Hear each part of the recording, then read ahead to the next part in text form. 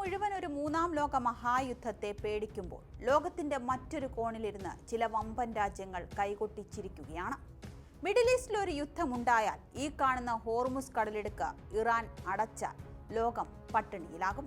പക്ഷേ ആ തകർച്ചയിൽ നിന്ന് കോടികളല്ല ബില്യൺ കണക്കിന് ഡോളറുകളാണ് ചില രാജ്യങ്ങളുടെ ഖജനാവിലേക്ക് ഒഴുകിയെത്താൻ പോകുന്നത്.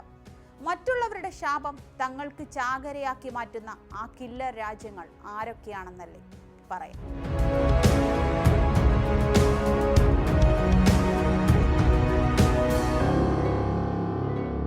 ഹോർമുസ് കടലിടുക്ക് അടഞ്ഞാൽ ആരൊക്കെയാണ് ഇതിലൂടെ ബില്യൺ കണക്കിന് ഡോളർ നേടാൻ പോകുന്നത്?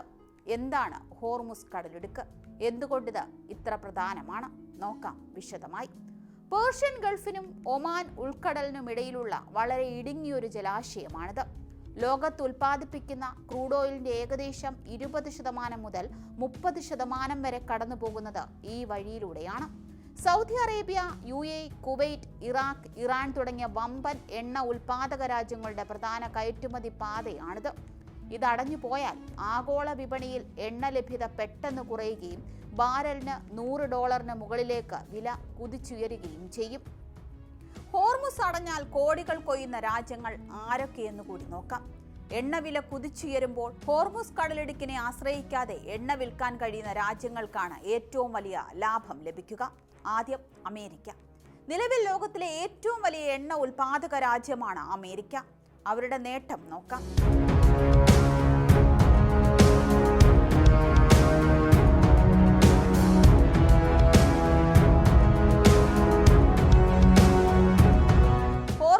കടന്നു പോകുന്ന എണ്ണയെ അമേരിക്ക ആശ്രയിക്കുന്നില്ല. വില കൂടുമ്പോൾ അമേരിക്കൻ ഷെയിൽ ഓയിൽ കമ്പനികൾക്ക് തങ്ങളുടെ എണ്ണ അന്താരാഷ്ട്ര വിപണിയിൽ റെക്കോർഡ് വിലയ്ക്ക് വിൽക്കാൻ സാധിക്കും. ഇത് അമേരിക്കൻ ഖജനാവിലേക്ക് ബില്യൺ കണക്കിന് ഡോളർ അധികമായി എത്തിക്കും.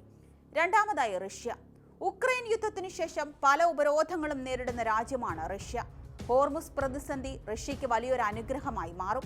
വിപണിയിൽ എണ്ണയുടെ വില വർദ്ധിക്കുമ്പോൾ റഷ്യൻ ക്രൂഡ് ഓയിലിന് ആവശ്യക്കാർ കൂടും. ചൈനയും ഇന്ത്യയും ഉൾപ്പെടെയുള്ള രാജ്യങ്ങളിലേക്ക് കൂടുതൽ എണ്ണ ഉയർന്ന വിലയ്ക്ക് വിറ്റ് റഷ്യൻ ഖജനാവ് നിറയ്ക്കാൻ അവർക്ക് സാധിക്കും. പിന്നീടുള്ളത് നോർവേ, ബ്രസീൽ, ഗയാന. മിഡിൽ ഈസ്റ്റിന് പുറത്തുള്ള പ്രമുഖ എണ്ണ ഉൽപാദകരാണിവർ.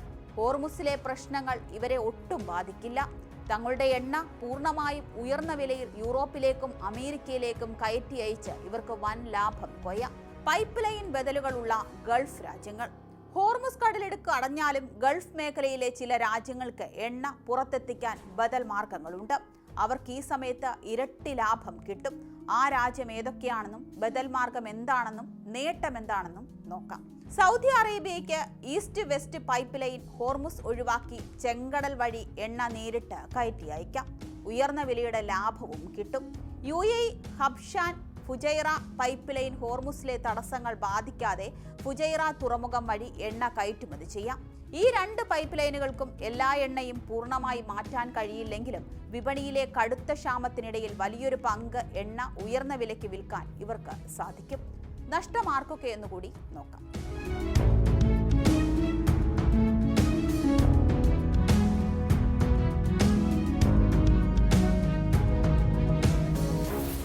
ചില രാജ്യങ്ങൾ കോടികൾ നേടുമ്പോൾ വലിയ സാമ്പത്തിക പ്രതിസന്ധിയിലാകുന്ന ചിലരുണ്ട്. ഇന്ത്യ, ചൈന, ജപ്പാൻ തങ്ങളുടെ എണ്ണ ആവശ്യത്തിന്റെ വലിയൊരു ഭാഗവും ഹോർമുസ് വഴി ഇറക്കുമതി ചെയ്യുന്ന രാജ്യങ്ങളാണിവർ. എണ്ണവില വർദ്ധിക്കുന്നത് ഇവരുടെ വിദേശ നാണയ ശേഖരത്തെ ബാധിക്കുകയും പണപ്പെരുപ്പത്തിന് കാരണമാവുകയും ചെയ്യും. ചുരുക്കി പറഞ്ഞാൽ ഭൂരാഷ്ട്രത്തിലെ ഏറ്റവും വലിയ കളിസ്ഥലമാണ് ഹോർമുസ് കടലിടുക്ക്. ഇത് അടയ്ക്കുമെന്ന ഭീഷണി പോലും വിപണിയിൽ എണ്ണവില വർദ്ധിപ്പിക്കും. യഥാർത്ഥത്തിൽ ഇത് തടയുകയാണെങ്കിൽ ലോകം കടുത്ത ഊർജ പ്രതിസന്ധിയിലാകുമെങ്കിലും അമേരിക്ക, റഷ്യ, ബദൽ സൗകര്യങ്ങളുള്ള സൗദി, UAE തുടങ്ങിയ രാജ്യങ്ങളുടെ ഖജനാവിലേക്ക് ബില്യൺ കണക്കിന് ഡോളറുകൾ ഒഴുകിയെത്താൻ ഇത് കാരണമാകും. വമ്പൻ രാജ്യങ്ങൾ വിപണിയിലെ ഈ യുദ്ധ സാഹചര്യം വെച്ച് ബില്യൺ കണക്കിന് ഡോളർ കൊയ്യുമ്പോൾ അതിന്റെ യഥാർത്ഥ പ്രഹരം ഏൽക്കാൻ പോകുന്നത് നമ്മളെപ്പോലുള്ള സാധാരണക്കാരുടെ പോക്കറ്റിലേക്കായിരിക്കും. എണ്ണവില കൂടിയാൽ നമ്മുടെ നാട്ടിൽ പച്ചക്കറി മുതൽ എല്ലാ സാധനങ്ങൾക്കും വില കൂടും.